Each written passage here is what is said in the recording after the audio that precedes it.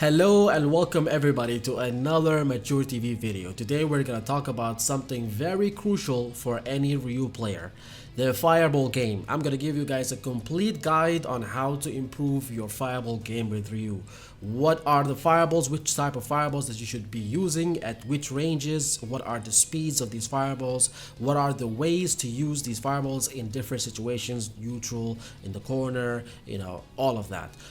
Guys, if you enjoy these kind of tips, if you enjoy these kind of guides, I've made a full playlist on YouTube that you can check, a full tutorial playlist that you can check and see all the tutorials that I've made, and any tutorial that I make in the future, it will be automatically added to that playlist. So guys, feel free to check that out, and without further ado, let's go to the training mode. Special announcement. So far in this channel, I've helped you guys with tips on how to improve as a Street Fighter 6 player. I have given you matchup knowledge and game strategies, and of course a lot of hype matches. Well, now I'm announcing memberships for people who are trying to improve in Street Fighter 6. Your requests have been answered. You get a 30-minute monthly one-on-one coaching session with me. We hop on a Discord call. You get replay reviews during the session and ways to improve your overall game plan. On top of that, you get access to an exclusive in-game club called the Ryu Academy and an exclusive Discord channel with access to clips posted before they are uploaded on YouTube, only for members. Please note that there are limited seats for this, so if you want this, here's how to join. All what you have to do is press on the join button in my channel and my videos, pick Ryu Loyalist level 2 and send me your YouTube username on Discord. And that's it, you're in. This is not the first time I've done this, guys. I've helped multiple players before improve in Street Fighter 5, reaching from silver to diamond rank, and now this is the time to do it in Street Fighter 6 too. Whether you want the coaching sessions or you just want to support me and help the channel grow and help me do this full time, this is the best way to do it. I would like to thank everybody who has been helping this channel grow by watching my videos, leaving comments and likes. We are approaching 5,000 subscribers right now, and the journey to 10,000 subscribers starts right now. So don't forget to subscribe if you haven't, like the video and leave a comment, and without further ado, let's go back to the video. Okay, so first of all, we want to discuss what are the actual benefits of throwing fireballs in this game. As you know, if your opponent is actually throwing fireballs, you can just you can just parry them, and you will not get any kind of chip damage. You will not get any kind of damage out of them if the opponent parries them, or even if they block them, they will not get any kind of you will not get any kind of chip damage out of that. So what is actually the benefit of throwing a fireball in mid screen? The benefit is that you will take control of the screen, of the of the neutral. Think about it. You're trying to simulate being a guile. You're trying to basically try to think that you are a guile and try to force people to make mistakes. You know how Guile just throws his sonic booms and he forces people to jump or try to make any kind of mistake, and then he punishes them. That's how Guile works. And Ryu, being the Shoto that has the better fireballs, has the Shoto that has the better neutral, he needs to utilize his fireball game. He needs to utilize his fireball because if you don't utilize it, then you are lacking in your neutral game, and you're going to be trying to be a rushdown Ryu, which Capcom basically does not want you to be. You can be rushed down for a few minutes, but major thing is that you want to play neutral. You want to have solid neutral. In order to be a good Ryu, you need to have solid neutral, and playing the fireball game is essential for you to have a good neutral. So you want to throw the fireballs so then people can jump and then you can anti-air them. You want to make sure that you are in the right distance, so then you can be able to anti-air them. So for example, if I'm doing this and I can throw another fireball and still DP them. So you have to know what's the distance. You have to know what is the distance that is actually safe to throw a fireball from, so then you will be able to anti-air them. That's the main first advantage of throwing fireballs. Make them jump, so then they would you would anti-air them, or they are going to like do like a tattoo through the fireballs, for example, or something, and this is highly punishable, and it's minus 1,000, and it's not rewarding even if you throw a tattoo like this through fireballs, and in the fire and you hit them. It's not even rewarding that much. It doesn't reward you that much. Yes, you're in, but it doesn't reward you that much considering the risk of throwing such a tattoo. Okay, so you want to make them make mistakes. Okay, whether it's DI, of course DI over here in this game is a counter to fireballs, yes, but if you space yourself right, if you have the right pattern, if you mix your pattern, your fireball pattern, it will be difficult for them to punish you with a DI for a fireball, right? So they might throw a fireball, they might throw a DI in neutral, and you will be ready for it and then counter them. So that is one of the main benefit of throwing fireballs. You would have control over the neutral, and you force the opponent to make mistakes, and then you punish these mistakes. And as we said before, if you DP someone from here, if you DP someone, you will get the chance to start your pressure like this, so it's a good way to start the pressure. Always punish an opponent mistake and then start your pressure. That's a very good way to initiate your mix-ups, your pressure as a Ryu player. So one more thing about fireballs, the benefit of fireballs is that you can actually gain some meter using fireballs. Despite the fact that there are people are parrying your fireballs, you'll be thinking, oh, there is no benefit of this because I'm not getting damage, I'm not getting anything, but there is a benefit. So for example, let's put both of them having half the drive rush or the drive gauge, and you will see that the person who's parrying, which I'm going to be parrying, okay, you'll see that I'm not gaining any meter. However, the person who's throwing the fireballs, they are gaining meter. So for example, if we start this and I'm doing this, you can see that I'm not gaining any meter, and the only meter that I've gained was basically from the perfect parry. If I do a perfect parry, let's try to do that. You can see that I'm a little bit gaining some meter over here, but not much, right? Not much. So if I'm actually parrying like this, if I'm not timing it correctly, I'm actually losing meter. But if I'm perfect parrying, I will not lose any meter basically. So you can see I'm already like now in burnout, and my opponent has a full gauge. So that is one of the things that you have to consider. As someone who's throwing fireballs, you can get your meter back by throwing fireballs, but be careful, as we said, that you can get DI'd, you can be jumped, because jump-ins in this game are you can react to fireballs with jump-ins and punish them. So the closer you are to somebody, I would not throw fireballs from here because it's very risky. But if I'm from here, for example, I would throw some fireballs, alright? And the other thing is that you have to understand the speeds of these fireballs. So for example, if I'm doing the light one, it has 16 frame of startup, right? If I'm doing the medium one, it has 14 frames of startup. If I'm doing the fast one, it has 12 frames of startup, right? But however, the recovery of these fireballs is actually inverted. So if I'm doing the light one, I recover faster. Okay, if I'm doing the medium one, I recover slower, a tiny bit slower. If I do the heavy one, I recover the slowest. Okay, despite the startup being the fastest, however, the recovery time is actually lesser.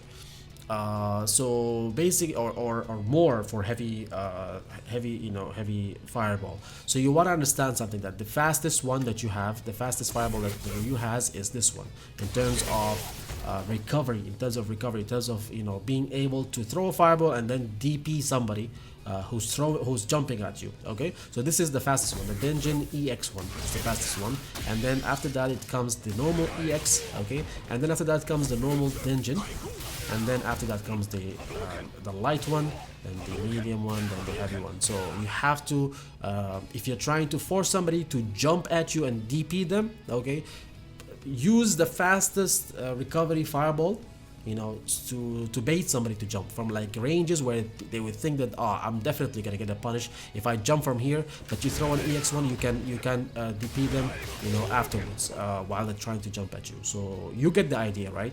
So you have to understand the fastest, what are the fastest recovery fireballs that you have, and you have to use that accordingly. But for example, if I'm trying to, like, you know, annoy someone with pokes, if I'm trying to annoy someone with pokes, if I'm trying to, like, you know, use a fireball as a button, you know, like this is a poke, right? If I'm poking somebody like this, but I don't want to use this, for example, let's say that I'm a little bit outside of the range of the medium kick, but I want to poke them from here still, I would use the heavy Hadouken, because it has the fastest startup, okay, and it goes you know, horizontally the fastest. So then it has a better chance of, you know, of catching somebody trying to throw a button, or someone trying to walk forward or something like that. So you'll get a little bit extra damage off of this. However, it is quite risky because they can jump on reaction and then they can punish you. So you have to be careful with that. So another benefit of fireballs is basically you can get a knockdown like this, of course, right? If you get a knockdown like this, you can get some horizontal space forward to the corner. Of course, you're not gonna get any kind of Oki from this. Even if you use drive rush, you are not going to have any kind of Oki. So maybe if you let it, no, you're still not having any kind of Oki from here. So you know, all what you should do from here after you get like an EX Hadouken knockdown like this, maybe from here, maybe you would maybe if you do it from closer from here, for example from here, you can maybe get some Oki, yes, if you're very close to them. But if you're from here and you do this, you will not get any Oki. So maybe you want to just push them to the corner, okay, no Oki, but you're still in neutral, but you're pushing them closer to the corner. Or you can just get a attention charge after this, okay? It's a safe way to get attention charge if you do this. So another thing that you can do with EX Hadoukens is if you're playing the fireball war or the fireball game with your opponent and he's doing this, for example, and you wanna, and you throw one EX Hadouken in between. So you can get like a level 1 like this, okay? It's a good thing. It's a good thing to practice because it can give you some really good damage. You can even just wait and see until your EX fireball is actually hit. You can see that it actually hits, and then you can input the super. So it's actually a very good thing to do. You can get some really good damage, of course, like 2560 is no joke. And you know, you push them all the way to the end of the screen, and then after that you can get like a attention charge, or you can just like, you know, get closer to them, and or do even both. You know, it's a very good thing, and I feel like this is something that, you know, a Ryu player should definitely have. You guys see how Ken players, they do EX into drive rush, and then they get a combo, and it's one of their most important stuff in neutral. So with you doing this, it can also be, it's not as good as Ken's option, but it's still something that is good, and you should definitely take advantage of it. Just note that, you know, from long maximum ranges, this will not work. You have to be like, you know, in reasonable ranges like this for this to actually work. Of course, you can also do this in the corner if you're trying to, like, you know, catch somebody who's walking forward or pressing any kind of buttons. If you do this, you don't even need a counter hit or like a punish counter or something. You can just do something like this, and then you get, you know, the super afterwards. You can just wait and see until the EX Hadouken actually, you know, hits, and do it on reaction. You don't have to do it, you know, like blindly like that, like preemptively. Just wait and see until the EX Hadouken actually hits, and then do the level 1 super like this. For example, like this. This one will miss. You have to be a little bit closer. You have to be faster. Okay, so you can definitely do something like that. All right. So even with Denjin you'll get more time to input the level 1 because it's 3 hits. So then there will be more time to, there will be more juggle. You'll have more time to input the super like this.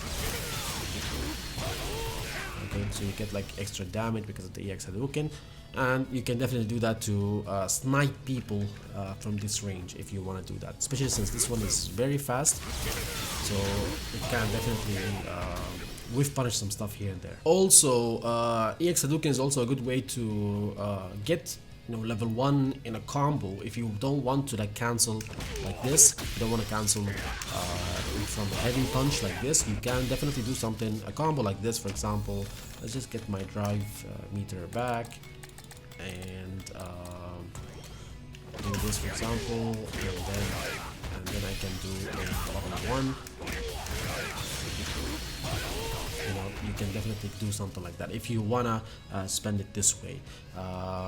You can definitely do that, or in the corner you can definitely also get the juggle combo. If you do EX and then you drive rush and then you do crouching medium punch, you get a much better combo this way. And you can sometimes, in some instances, you can get like a heavy punch in this case, but it's not consistent. I feel like the faster crouching medium kick, the crouching medium punch is better in this instance. If you do this, for example, you can definitely get something like a combo like this. Okay, and then you can also do like level 3. You see, sometimes it's not you miss the timing. Okay, so you have to be close to them, and you have to do it quickly like this. Okay, so you can get a level 3 like that, and it's a very flashy thing to do. Also, if you get like a counter hit, you will actually have more time, or like a punish counter, you actually have more time to like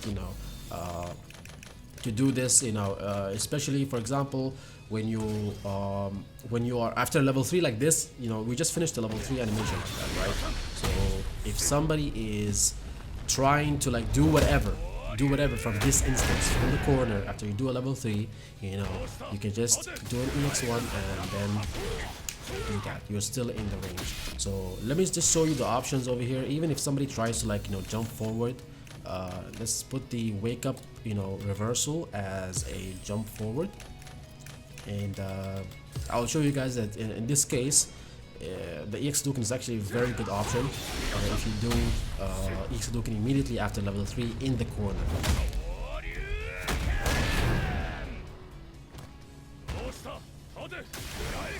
You see, I can still DP them, if they try to jump, because the recovery of the EX Fireball, as I said before, is really good. So you still get to punish them over here if they jump, or if they block, in this instance. You can still drive rush and get pressure in with the same way that I showed you guys, like this, with the medium punch. Or if they get hit, you can just like do it. Do the combo and get extra damage. Even if they wake up with drive impact, you can definitely recover from the EX Hadouken and also drive impact them back, as we will see right now. I'll just spam EX Hadouken immediately afterwards. You see that I already beat them over here. So doing an EX Hadouken is one of the tips that I always use. When I do level 3 in the corner, do an EX Hadouken. Normally, you'll get like, it covers a lot of options. The only option that they have is to basically neutral jump, but they will not get anything out of it. They'll just miss the fireball, and then they will be in the same place. So yeah, that's one of the options where you can utilize EX Hadouken effectively. And one more thing about fireballs: every time we talk about fireballs, you have to talk about Denjin Charge. Okay, so Denjin Charge is actually a move that is quite risky, because as you can see, the total frames of it, the total animation is like 52 frames. So you're completely open for any kind of like punishes, any kind of like hits during those 52 frames of animation, which is a really long time. Okay, so generally speaking, you don't want to do Denjin Charge from here, nor from here, nor from here. You want to make Denjin Charge if you're full screen like this. Okay, maybe do Denjin Charge. Okay, still you can be beaten with EX Fireball, I believe, or some characters with like crazy level 3s, or like crazy drive rushes, so you want to do you don't want to do the Denjin Charge when you're completely safe. When I say that complete safe, you have to be after a knockdown. For example, if I do this, I get a dungeon charge because the opponent is still in the animation of like waking up, so I get a free dungeon charge. So after EX Tatsu, if I do the medium dunk kick or any dunk kick, okay, I get a dungeon charge. Okay, so yeah, that's those are the safest ways of getting a dungeon charge basically. So I'm just gonna demonstrate to you guys right now that doing dungeon charge a neutral is not a good thing, because you know, you see that I got a counter hit. So even if I'm very far away from him, like here, I can still get like a punish for the dungeon charge. Okay, so I'm almost like full screen length, you know, and I still got a dungeon you know, charge punish. So even if I'm from here, for example, I don't even need to drive rush. I can just do EX Hadouken and I'll still punish him. Even if I'm fast with my super, I can get like a punish like that. Let's see if I can get like a faster punish from, like, you know, from, yeah, you can see, you can definitely do that if you're crazy with your reactions. Let's see, from full screen length, oh my lord, man, from full screen this is full screen length, and I still got a level 1 punish. And Ryu's level 1 is not the fastest in the game. You have crazier stuff like, you know, Kami's level 3 and stuff. So no, so dungeon in neutral is not a good option. Okay, I would only do dungeon, you know, in neutral like this if I throw like a light fireball and I know that they're gonna block it. I know that they're gonna block it. If I see that they're gonna block it, like for example, if the fireball reaches here and they haven't jumped or something, you know, I know that I can do like a dungeon charge. For example, if I do it from here, I can get a dungeon charge like this. Okay, because they don't have the chance to punish me with anything. Okay, because the fireball kind of gives me like a you know, a shield. However, if I do this, I should not just, like, if I throw a fireball like that, I should not immediately just like try to input a dungeon charge like this. I wouldn't do that, because what if they jump? What if they jump the fireball, that they can drive rush and punish me? Okay, so yeah, so it happened before. It even happened before. So don't do that. Dungeon charge 52 frames is not a short time, it's a long time. So do it carefully. Get the dungeon charge when it's possible. As I said, you know, if you wanna shield yourself with a fireball like this, and you know that they are gonna block it or parry it or hit them, then yeah, then you know, in that case, just do a dungeon charge and do the slow one. Do the slow one, because you get to recover faster. You get to recover faster from the animation of the fireball and then input the dungeon charge. But if I do this, for example here, I will, you know, until it actually hit him, I was able to input the dungeon charge. Okay, I was able to start the dungeon charge. But if I do this, I can get the dungeon charge before it even reaches him. You get the point, right? So light fireball, when it's close to him, you know, he blocks it, parries it, or it gets hit, then you do the dungeon charge. Okay, so, or you feel like it's gonna get blocked. So that's the safest way to do it in neutral. Or if you get like a medium dunk kick in neutral or something like that, then in that case, you know, get it, then you charge immediately after that. Or an EX Tatsu, which I don't recommend in neutral. I don't recommend in neutral, you know, but you have the options, you know the options. Okay, one more thing that I want to tell you guys about is that you can actually do something like that. Like, you can get in with a light fireball. If you do a light fireball like this, you can just DR and then, you know, drive rush forward and then get some pressure. Especially if this actually hits, if the light fireball actually hits, you can get a combo like this. Okay, it's not at all in the combo. It's a little bit difficult. You can definitely get it, but it has to be done in, yeah, like that. This is a combo, right? So it's not consistent. It's not consistent, but it's a good way to like get in if you want. There is a big gap in between, but you know, you can still, you know, try to like get in like that. You can see that there is a 5-frame gap in that instance. It can get wider, it can get smaller. Like if I do it from close range, like here, it will be a bigger gap. This is like a 7-frame gap, but people generally don't challenge in this case. So you can get like, you know, a good way to like get in like this and get like a heavy punch like that. And but you're not be in front of their face, you know. You're not be in front of their face. If you want to be like, if you want to do something like this, it's very obvious that the fireball animation or the block stun of the fireball is already over, and now you're just, you know, trying to get, you know, unreal pressure in, so they can maybe like challenge you with like a light punch or something, and they can't get a punish. So use this, you know, with caution, but you can definitely, you know, add some pressure to this, or maybe do something like this. I don't think this is a good idea, but yeah, it's definitely not a good idea. You can definitely do something like that, but it's not a good idea. I'll generally, if I want to do something like that, I'll do a heavy punch like this. You are still +2, you know, afterwards, but you are limited with what you can do after that. You can see that the light kick actually whiffs. Maybe you can do like a crouching medium kick, like that. If they try to throw something, it will whiff also. So this one will actually like whiff punish them or something.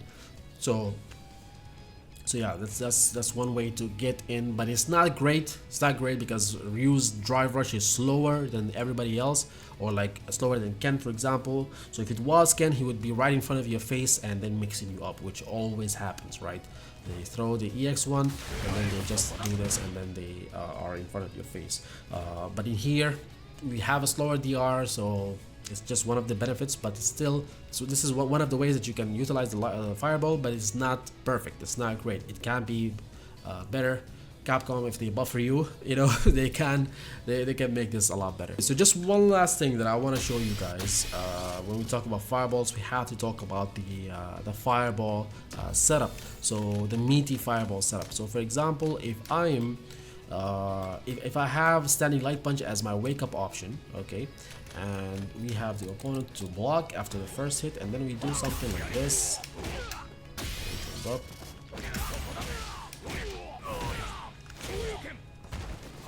You can see it's a counter hit, and I can continue the combo after that. So for example,